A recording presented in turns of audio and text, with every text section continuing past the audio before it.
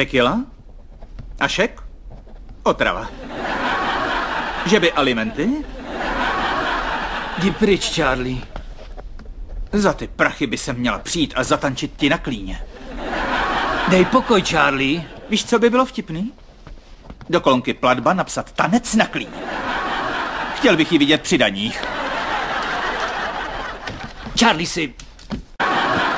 Možná objevila správný kondicionér. Co když to s ním myslí vážně? Co když si ho chce vzít? Tím líp? Jak líp?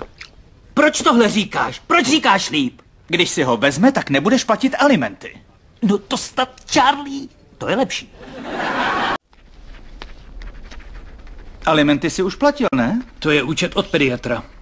Jake je nemocnej? Ne, ale pediatr musel k ortopedovi. Neměla máma přednedávnem narozeniny? Jo, poslal jsem mi kytku a pohled. Bože, to jsi tam nemohl připsat mý jméno? Já jsem tam tvý jméno dal, napsal jsem všechno nejlepší synové, Alan a Charlie. Sakra. Co? Ona mi tvrdila, že jsem zapomněl.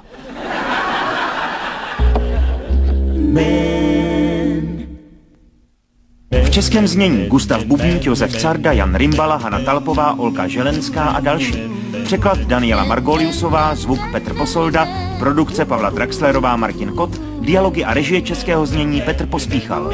České znění ve studiu Barrandov v roce 2008, Vyroblat 21, společnost s ručením